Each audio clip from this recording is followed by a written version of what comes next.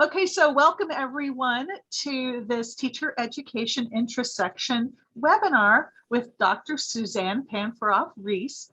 And she's going to talk to us about, what's the title of our session? Navigating leadership, right? Moving from the classroom into leadership positions.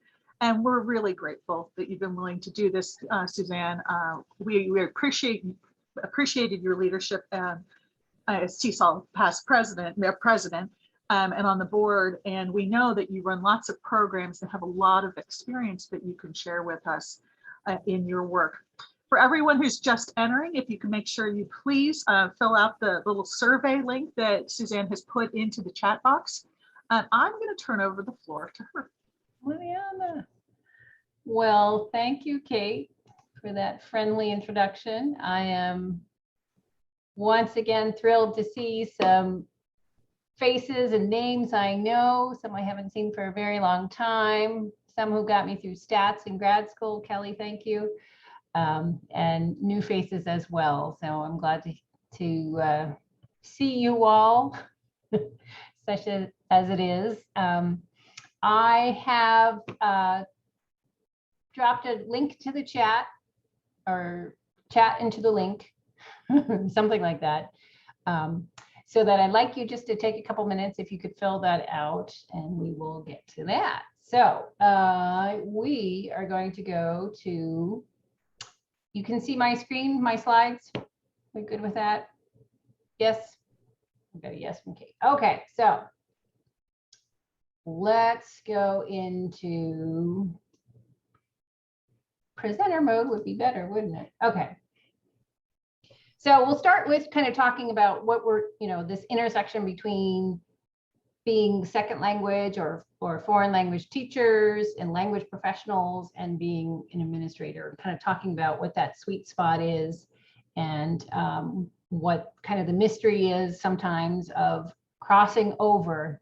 I don't mean to the dark side, I mean from teaching to administration. So, so I'm here just to talk to you from my point of view, from my experience and from my research looking into this. And I will be sharing some of that directly with you today. And then I'll be asking, hopefully, as we go through, for you all to also kind of join in, as awkward as that can be, either through the chat or a Google Doc, and we'll keep going from there. Okay. Suzanne, we're seeing your the screen where you got your presenter's notes with the live caption and subtitles block in front of your slide. So maybe you could choose the different monitor to show us. There you go. Excellent. Thank you. That's interesting. All right. That's funny. I don't have any presenter slide or caption notes. Okay. Never mind, because we're going to go over to this. Let's take a look at the responses you shared with me. You can see these responses on the screen, I hope. So most of you are overwhelmingly university or community college, and we have a handful of other adult or older. So we see MAT, all graduate students, professor, teacher training, absolutely. And if you are currently an administrator, what levels are you at? And wow, we run pretty solid the gamut of ones all the way down, and then university college. So some of you are in intensive English programs, some of you are in elementary. So we have the range, and I'm hoping that the range we have here will be helpful as we discuss together. And then the question of how prepared do you feel? That's great. So we're leaning towards middle and up, which is great. I certainly recall when I made my first major shift from teaching to administration, and I talked to a previous administrator about, how do I approach this? What should I do? She told me, make sure you have a door on your office and go in your office and shut the door. I thought, oh, okay.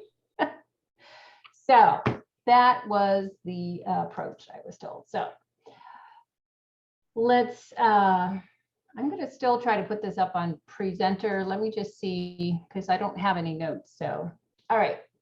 So today we'll talk about kind of a little bit of what I found in my research and the background about language program administrators, LPAs. What kind of training do they have or not? What is it kind of like in general making that transition? And what are some of the challenges and maybe some possible solutions? So I'll go as rapidly as I can because of our time constraints, but hopefully you'll interrupt me or Kate will find me somewhere if we need to stop. Okay, and hopefully we'll have plenty of time for questions. And I will also provide a handout link that will give you what you need from these slides after. Okay, so if we know teachers are professionals and educators, knowledgeable and resourceful, administrators are all of that, and organized, collaborative, professional, good with people, and possibly good with budgets, right? Possibly. I don't know that most of us enjoy budgets, but we are language people after all, but that's what we're looking at. I take the definition of language program administrators pretty broadly. Could be somebody who, like Mawa, working in Senegal. It could be somebody working as a department head for a university in Mexico. It could be somebody organizing an adult ESL program in Serbia. I'm looking at all kinds of the range. I see teachers as leaders. We lead our classrooms, we lead our levels or our programs where we coordinate. And I see program administrators or language program administrators as teachers as well, but with a broader classroom. And I find this approach is helpful because we run into so many situations where communications break down, information isn't shared, people are frustrated and flustered, just like we see with our students, just like we see in our classrooms. And there's so much of a need to exchange information and help others understand. I give you this answer because of this situation, things like that. So if you're ready for this transition, then you're a candidate, I say, for administration. What's it like? Most of us have been trained as teachers, but not as administrators. And many of you are at university level, which is notoriously bad for putting people into a position as being a department head or a chair or some other level because you've been a really good professor or a really good instructor, not because you've had any training. So when I found myself going into an administrative role, I went to look at how can this be? What is this? So what can we learn? I found when I did my preliminary research with English language program administrators in the US, mostly ESL program administrators, that nearly 87% had not had any prior training, right? Many have not had any prior training. And this to me is similar to saying, oh, you just have to be a native speaker and you can teach the language. No, that's not enough. So I was just looking with this study, just looking at kind of the basic, what kind of training have you had and what did you need? And Mawa, I'll get to your question in the chat in just a minute here. When I asked about what kind of training people have had, what kind of courses they've taken, second language acquisition, linguistics, foreign languages, assessment, all of those across the gamut, of course, but never, almost never, things like budgeting, marketing, immigration, personnel management. When looking at degrees people received for language program administrators, it's usually in the MA level or higher. But what we studied, and I know you can't read the fine print here, just notice the big blue, purple chunk. Mostly we've had education in TESOL and applied linguistics. And then there's a smattering of other fields that are working in language program administration. And apparently math education is one of them too. So we have all kinds of training, but budgeting, almost 75% said no training. 65% no training in marketing, which is particularly baffling when you have to recruit into a program. What topics? I asked them, what topics do you wish you had had training in before assuming your roles as a language program administrator? Top 5 areas: marketing, budgeting, personnel issues, staff evaluation, and customized program development. So not following the curriculum, but creating something for a special group. Yeah, strategic planning, all of those kind of topics come in, but this is what I thought was interesting with English language programs. This is what we found in the top results. So what are the issues? What do you wish you had known before? So any of you who are, many of you already are, if you could just type into the chat, what are some of the things that you wish you had known about before taking any administrative roles? Give you a minute here to type.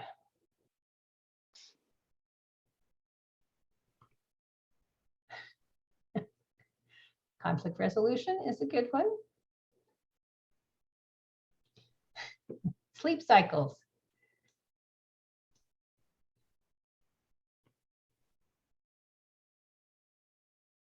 Give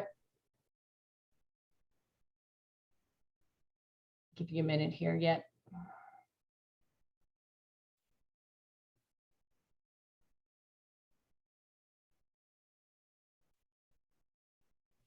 Yeah, Mama, that lines up. But budget management, HR lines up right there with what are the folks I was working with found. Being in the middle between my institution and the Department of Ed, being in the middle of maybe an institution or a department in a college, that kind of navigating, balancing politics, strategic planning, visas, communicating with different stakeholders. Yeah, up and down and around. Yes. All right. So these are all really good topics, and nothing that you are writing surprises me. So when I asked them about personnel management, so managing people, we're used to managing students. What about managing people? And these were the things that surprised these people I interviewed.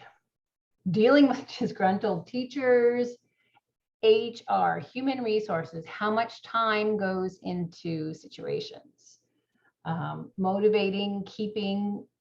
Kate and I were just talking about recruiting and hiring. All of these things can be really kind of baffling when you're dealing with it for the first time. Budgeting. I like this comment about, I wish I had known more about school budgets, understanding kind of where your program might fit into the piece of a larger budget, things like that. University culture and politics. I wish I had a better understanding of the larger environment. Absolutely. Mawa posted a question earlier in the chat about what's it like to shift or to move into different administrative roles within the same institution. On the one hand, it can be great because you know some of the players, you know where you're going at the very least. But on the other hand, it can be very different. There's a lot of angst and concern when you come into a program where you maybe were a peer and now you are the supervisor of others. And that creates a whole new dynamic. And so this topic around politics and interactions is, I think, really enlightening. I was happy to see people were bringing this up. So I want us just to kind of be thinking about what that transition might be like. So let me give you an example, right? And I'll drop a link into the chat here in 1 second. So let's say you have somebody teaching in an intensive English program and they teach 15 hours a week. They have 3 preps. maybe 18 students. They've had training. They're maybe proficient in many languages. Who knows? They're working with an articulated curriculum. Administering in that same intensive English program might be suddenly you've got 40 hours of work. You've got 200 students you're responsible for. You might have responsibilities that include student recruitment, immigration, student health insurance, dealing with a database or the lack thereof, marketing.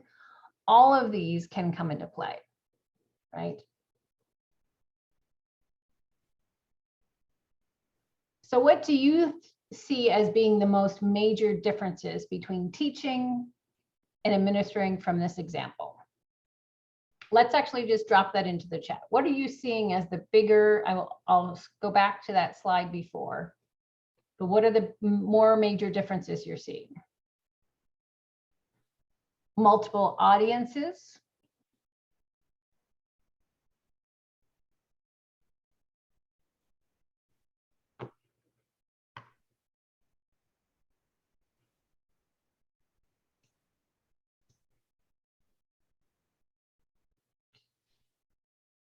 Moving into administration has a bigger picture view, hopefully.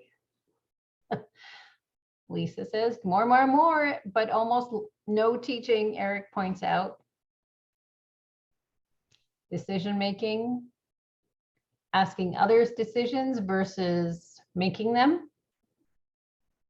How can you incorporate others in a decision-making process that maybe might not work so well democratically sometimes? So the amount of work is coming up.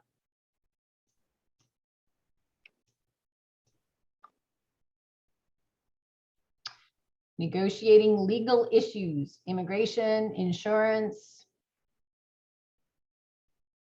When Homeland Security shows up at your house, it's a different situation, right? All right, so we're seeing all kinds of differences, and let's keep going here. What I'd like us to do is focus on three main differences, and you've kind of touched on some of these as you keep going with these. I'd like us to focus on the top three that came out of this research that I did. Time, which a lot of you commented on time. Tasks, doing all kinds of different things, and people. Kitty said audiences, things like that. So let's look at these quickly. All right.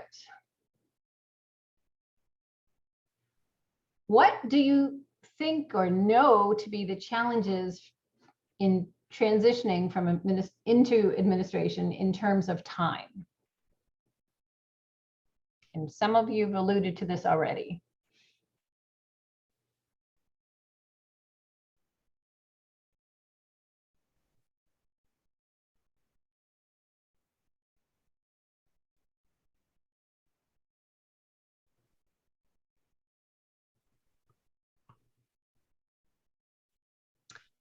I like the way Tom put it. The day doesn't end when the last bell rings.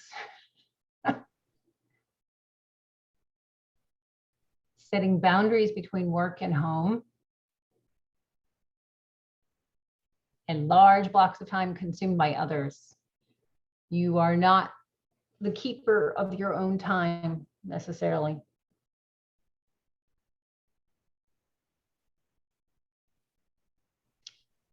Eric has a very good point. In teaching, there are cycles of work, and the work never ends. So you had the beginning of a course, you prep, you teach, you assess, you go back, but you eventually come to the end of a semester or school year eventually, right? And yeah, these are all really good points. So let's keep going here. Time, big difference in terms of who controls it. Irregularity. So you teach every day at 9 o'clock, right? There's a schedule, there's a routine, there's a rhythm. And yeah, just actually Mawa just mentioned this word unpredictable in the chat. The irregularity can be very hard to manage, especially after a, kind of a, you might not love your teaching schedule sometimes, but there's a regularness to it that creates a rhythm and a routine.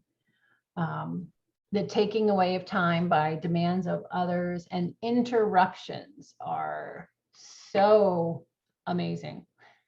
Do you have a minute? Do you have just a minute? No. So that initial loss of rhythm, I think, is one of the more major, death by emails, one of the more major changes.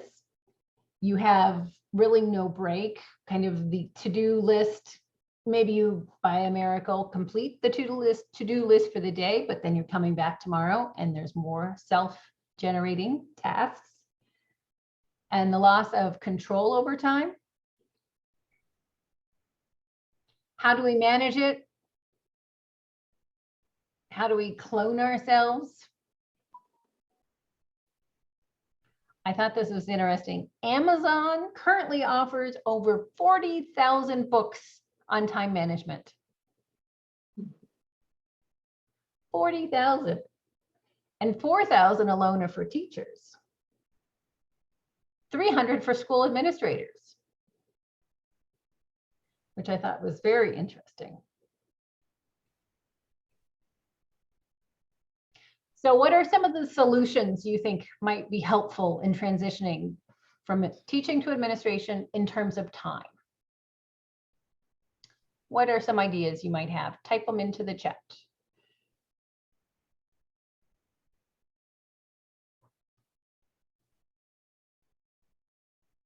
Anastasia says personal boundaries. Very good. Sure. Understanding priorities.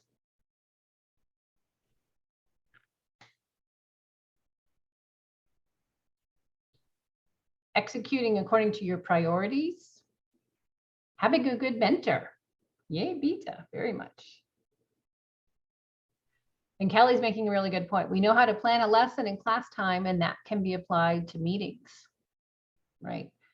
Prioritizing and patience and sharing with colleagues. Yeah, these are all really great ideas.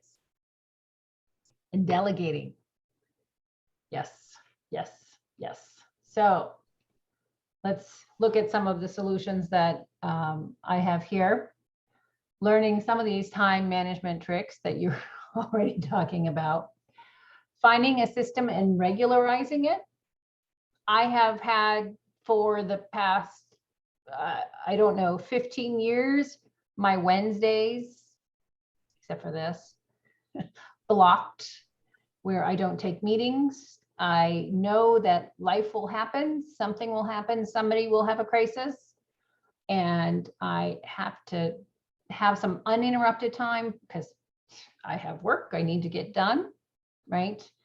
And so being able to plan ahead for that and to know that I'm going to need to catch up and to build that in, and being able to protect that time is super important too. Knowing that time is never completely tamed, right? Being able to control somewhat, but knowing that you never quite get to the end and being at peace with that, right? Being able to accept work with others. Eric has written about, or in the chat, about delegating. That's also a super important point. Micromanaging is the death to the administrator, right? So learning how to delegate, giving your team the resources that they need in order to complete a task, and trusting that they are the talented people you've spent recruiting and hiring, and that they can do that work is super important. All right, let's zipping along. Speaking of time, let's keep going and look at tasks. When we teach, we're doing things like, our methods of teaching, figuring out a lesson, the total curriculum, maybe curriculum articulation between levels or across skills, Maybe we're meeting with students, but they're all generally within, one semester. There are boundaries around this. But with administrative tasks, they can be ongoing and very difficult to prioritize. We've talked about this though. So I asked, this was a survey with ESL program directors about how they manage all these tasks. What do they do in a typical day, right? So what do you think their typical day, some of you are already administrators, what are some of the kinds of tasks that you do on a typical day or an administrator might be doing? Go ahead and type into the chat.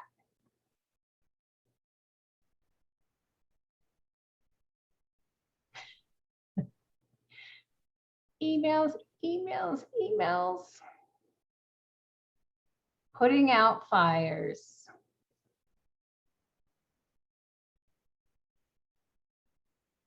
Prioritizing crises.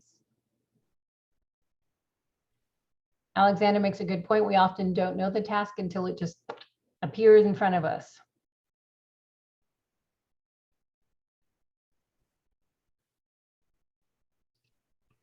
Processes, waiting on others. All right, so these are all great variety. Similar to what I found with the folks I surveyed. Pretty colors. Not that you can see all of these terribly well, but you'll see tasks all over the place. Budgeting, personnel, marketing, curriculum, time management, teacher training, accreditation takes time, policy creation, cooperating with other programs, collaborating, fundraising, breaking up fistfights on the front porch between two students. Not something I was trained to do. So there's a lot of variety. And so how can we really approach any of these tasks? How can you find a way to kind of get through all of this?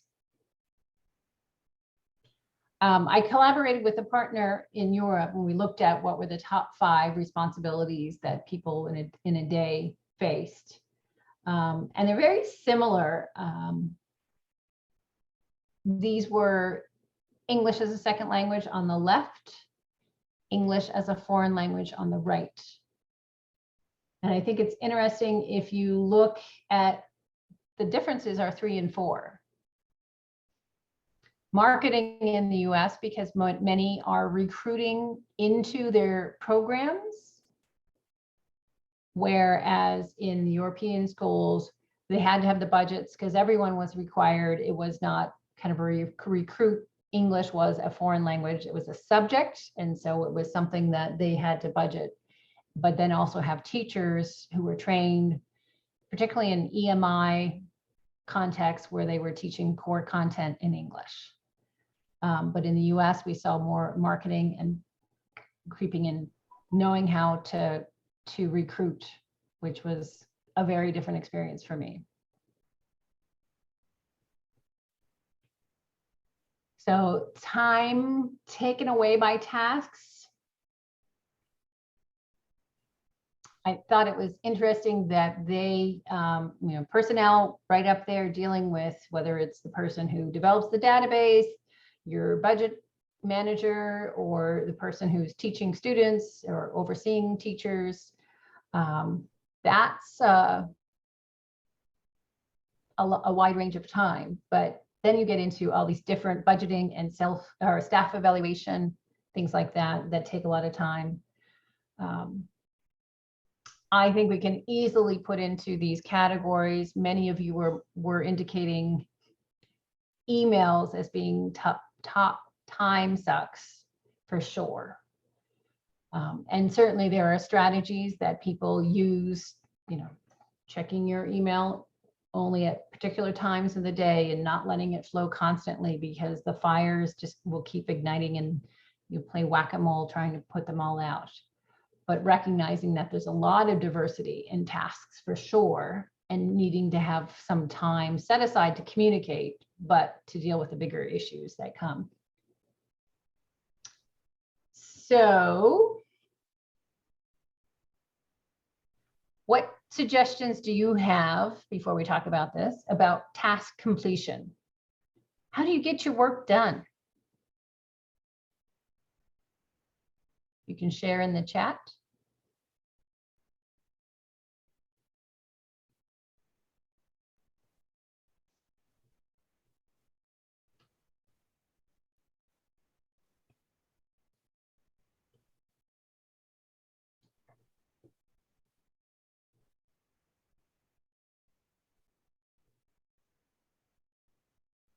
Setting deadlines, goals. Fabiola makes a really good point at making sure your weekly schedule reflects the priorities. And that's where it's hard, because fires can flame up and take over your priorities. One Saturday a month of extra work. It's an interesting point, Tom. Scheduling independent work time. Yep, Wednesdays.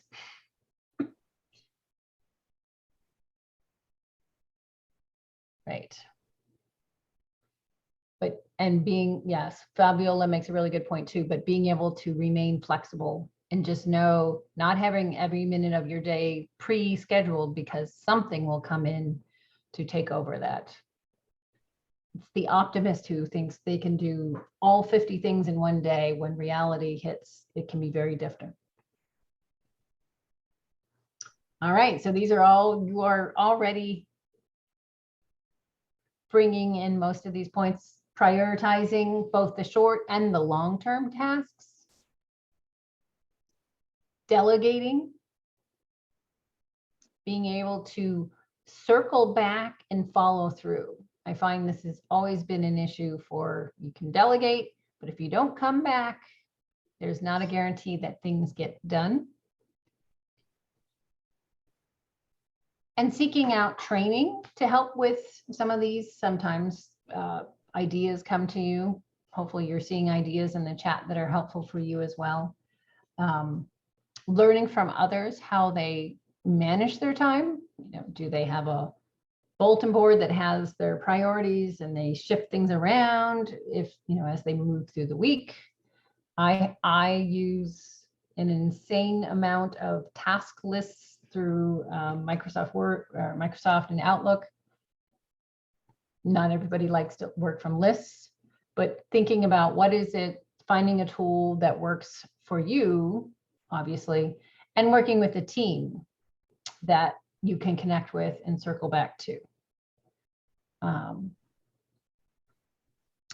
Fabiola has a really good point about setting reminders to come back to follow through on things, because even if you have the world's best admin assistant, they may not remember everything, but it's super great to have a team that can be supportive and trusted and relied on, for sure. So let's talk about the people element of all this. How relationships change, which was Mawa's question there earlier. How do you think interactions change with people when you transition from teaching to administration? Type your ideas into the chat.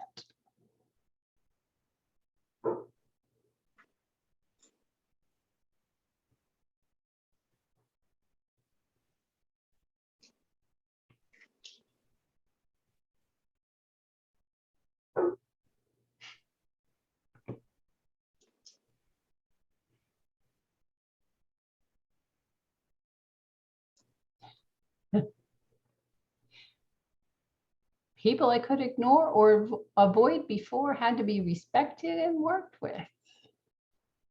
Very good point, Tom.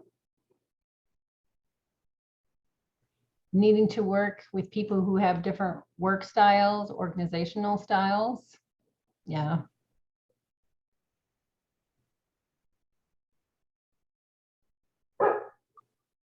Being able to listen and hear ideas from others.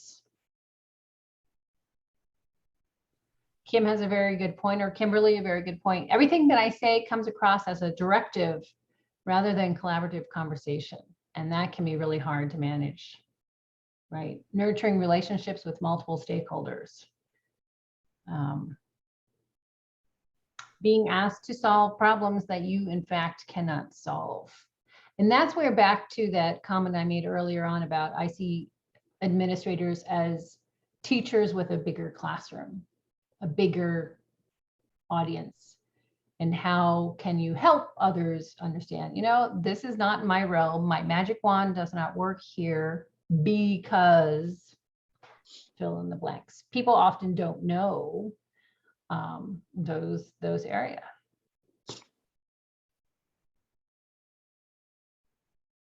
Yeah, and how to kind of,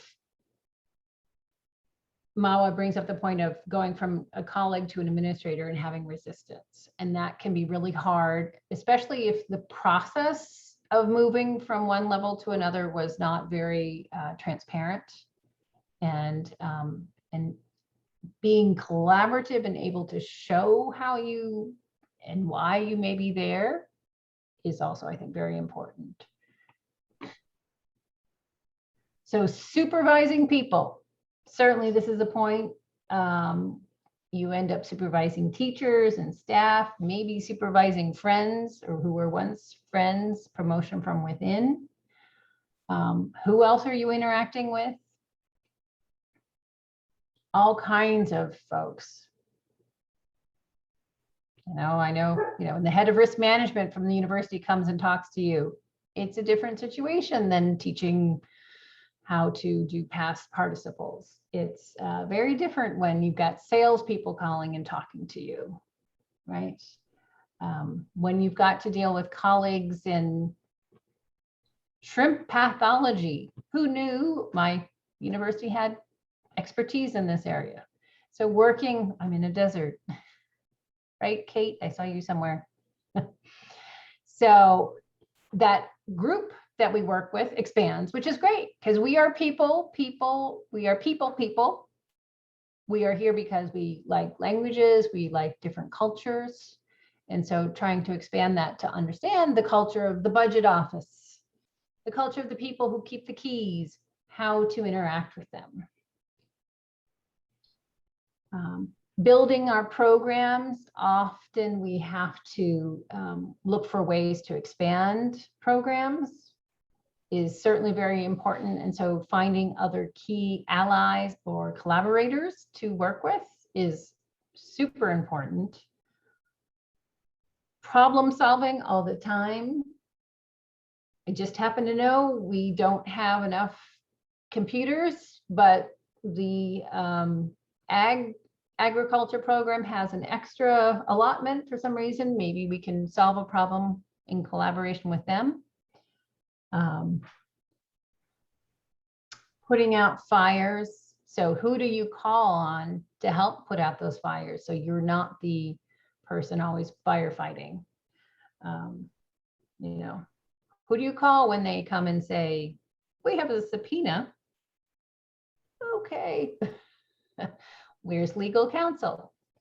Things that we might not have done as a teacher before. And requests for funding. We are all in a very stressed time financially, and requests for funding are common.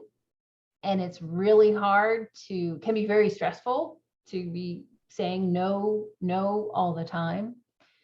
So knowing who the people are who hold those purse strings and how to navigate some of those can be also super important as well, obviously. And I call it the challenge of many needs and many wants, and often just limited resources, which creates a conflict because you have, one allotment of $500 for a teacher to travel to a conference, and you've got 2 teachers. What's your process to create a fair process so that there's not a lot of unrest and disgruntlement after, right? So some of these ideas come out of Boyd and O'Neill from 2006, but it's the idea, what I was saying, tapping into the culture, the many other cultures that we like, being patient and being flexible, one of you said earlier, is super important. And I really think cultivating a network of mentors, colleagues, and mentors is super important. I had the very good fortune when I came into my first administrative role here at the university to work with a colleague association where it was just a network of ESL directors from everywhere. And that became really a lifeline. Some were mentors and some were just a network there of colleagues, which was super helpful to have. And often as an administrator, you might be the one and only language program director over the French program. There may not be anyone else on campus. So how do you reach out to other colleagues at other schools who might have a similar situation? I think that's really important to be able to do. So we talked very rapidly about these transition changes in terms of time, in terms of tasks, in terms of people. I am a big believer in ongoing, constant learning, and you are all here for a webinar, so I'm assuming you all are too.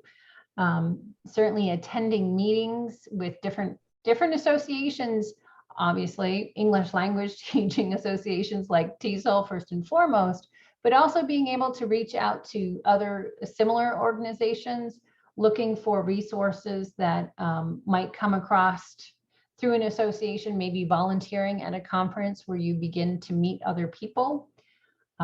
Serving on committees can be, I know, very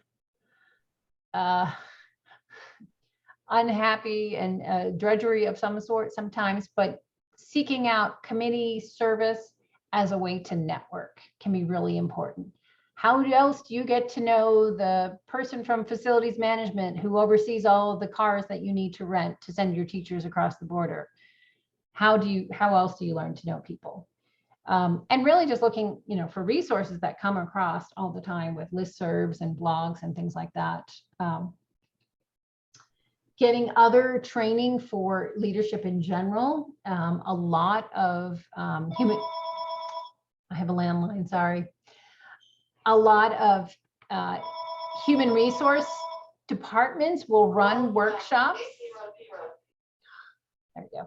We'll run workshops that are related to leadership or supervision, things like that. I've also found looking at how others, even this is in a sense mentors, looking at biographies of other leaders outside of, even our teaching fields for sure, I think can be really helpful and inspiring, especially for those times when you just can't take another hour because you've got so many things going on.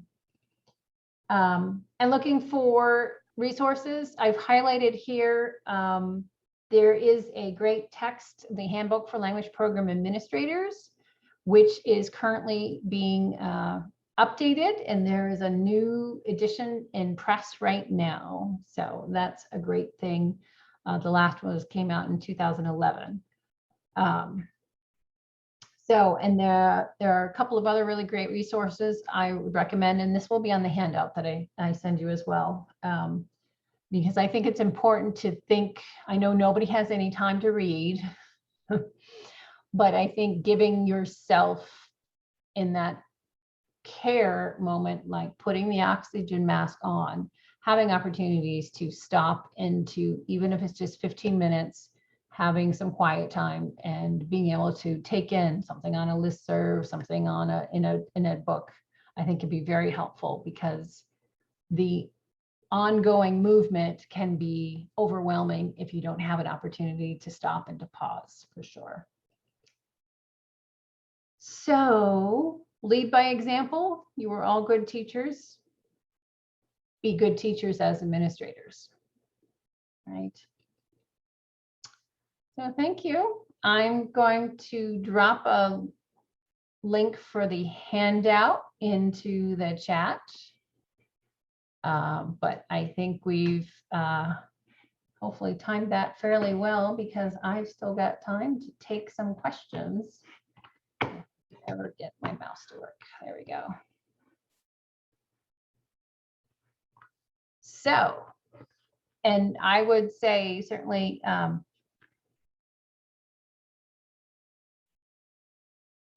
I was just encouraging them to ask questions. all right. So what thoughts do you have for Suzanne? What are some of the things that struck you, that resonated with you? Do you have any questions or comments? Would love to hear them. Thank you, Suzanne, so much. It was affirming and empowering.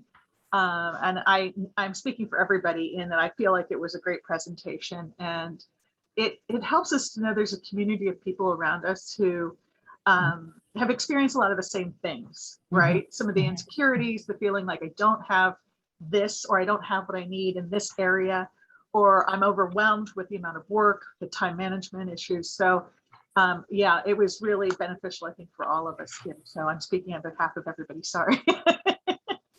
So does anybody have any questions or comments?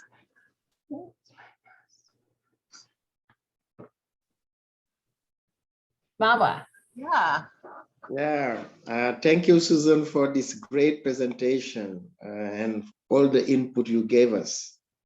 And my concern still is working in the same institution and stepping from the position of teacher to administrator can arise a lot of issues.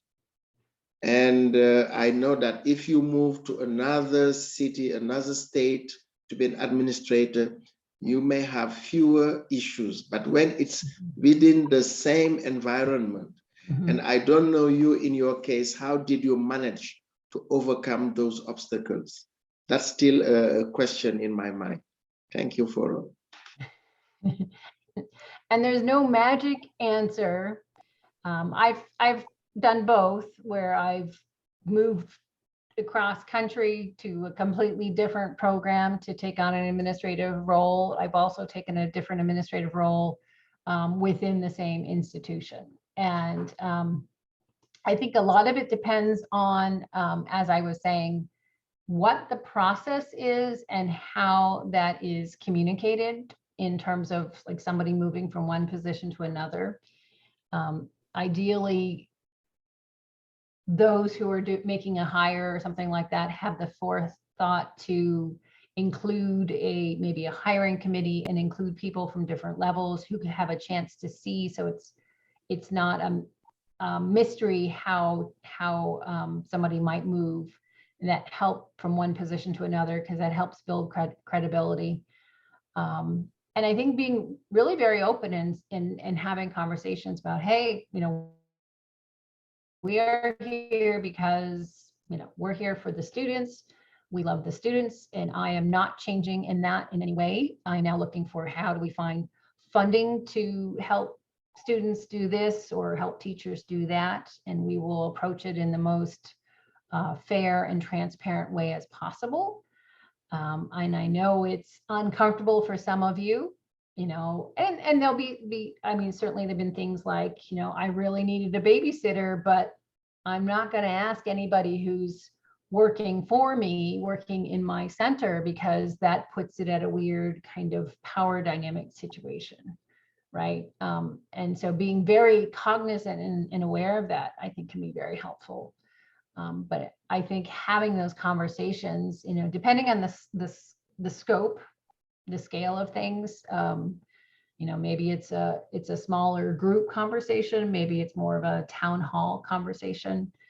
But that, I think, can be important too. And I think a consistent message of being available. So just because I've gone from one level to another, that it's not that I'm now inaccessible, but being very open and setting an expectation that Tuesdays from 2 to 4 I am there. If you've got questions and concerns, come and talk to me, or let me know when you need to talk to me. And because I think people often feel shut out, or they feel like they don't have information. And so they create their own story, kind of the makeup, the information sometimes, and those created, I think this is going on, this is what's going to happen in the department. be even worse. And so I think remaining very accessible and really encouraging people to come still and talk to you, I think can be very helpful. It can be hard, like somebody was saying earlier in the chat, suddenly you may be dealing with somebody who maybe was not your most favorite colleague before, and now you're suddenly their boss. And so I think being the utmost professional and being very clear, expectations for performance, and this is how we will together make sure we understand what these are, and there will be, kind of no trickery in a sense of, well, I never liked you before, so I won't give you a chance, but being very open. One of the things I did when I came over to our ESL center initially was, funding for conference travel. One person consistently was using it all the time, giving the same presentation all the time, every conference you went to. And I thought, well, that's really just not fair, right? Others were not seeking out professional development, and he was just on a tour, basically. Mm-hmm. And so we talked about, so how would you like to see professional development funded? And we ended up with kind of an allowance for general professional development, and then a little bit more if you were presenting. Of course, you had to share with your colleagues here before you went off, and of course we're pre-COVID. This is when we still travel to conferences, but so creating bringing others into that conversation can be really super empowering too. I hope that helps somewhat, Mawa. It does. Thank you so much, Susan. Very helpful. Great. I can just keep in mind accessibility and humility. Yeah, and it's very important to show colleagues that you are still here and you are a colleague before being an administrator. Thank you so much, Susan. Yes. And I think being very willing to get in and do things and help with, when it's like, I don't know, very super busy, registration time when people are lining up and everything, and being willing to say, hey, I'm going to roll up my sleeves and be in there, right there, helping with whatever else to, and it shows that you have that humility that you were saying too. I have found that too, Mawa, that as you transition, sometimes there's a certain amount of jealousy or resentment.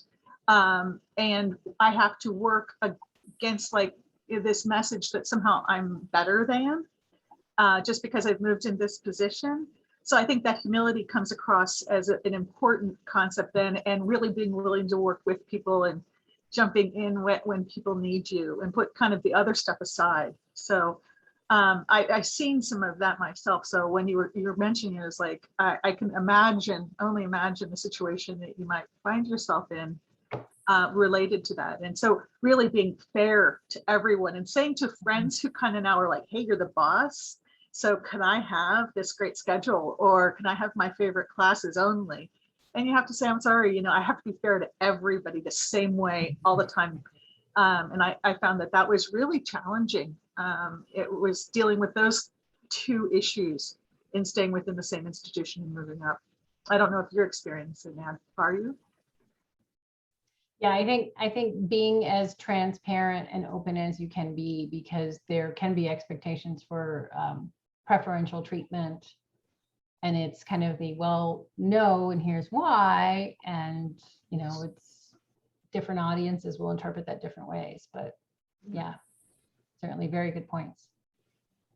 Now, certainly going into another institution as an outside leader, there's a different type of establishment of credibility that goes on in development of relationships. So either way, it's going to be challenging as you renegotiate the role, I think. So some people might feel that they're in that situation as well. So are there any other questions, comments, thoughts?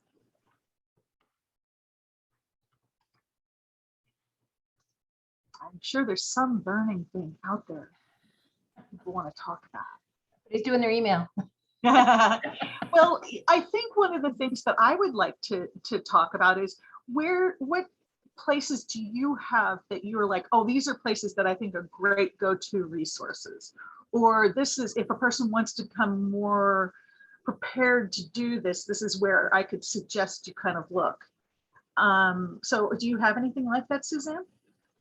Well, if my computer would cooperate, I could drop in my handout link for you all, and I don't know what's going on here, but I think, great resources. There's a great resource around the topic of, the third topic we talked about was people, and how, the people you interact with changes so much, and then you layer on a level of politics to all of that. And there's a great resource recently put out by, actually formerly from my university here, Alison Valancourt, about politics and working with people. And I can't get my slides to close for some reason to share that, but I can tell you the title here in a second. And so I think finding some great resources like that certainly are helpful, but I think one of the most important things, I'll type the title into chat if I can get it's a problem with my mouse. That's what the issue is. My mouse is having issues. I can't. The text I would share is called The Organizational Politics Playbook. The Organizational Politics Playbook, 50 Strategies to Navigate Power Dynamics at Work. And this is by Alison Valancourt. And I'll get you the link, Kate, after for the handout, which can be shared to everyone after, but it will be in there for sure. Yeah, Tom has a really good suggestion. TED Talks are great because they're short, they're sweet, they have something of a, kernel of really good knowledge there. I found an inordinate number of administrators who are runners, running in the morning, listening to a TED Talk, looking for resources like that. But I think also very much looking for opportunities to find a network and other colleagues who have a similar situation, a similar position as you, and being able to build trust and collaborate. Reaching out sometimes to, maybe friends you went to grad school with who, might be something of a contact, being able to say, hey, I've had this situation, and kind of talking it through with somebody else can be so super helpful for sure. I found for myself the TESOL Leadership Mentoring Certificate was helpful in understanding how TESOL operated. And I did it, way back.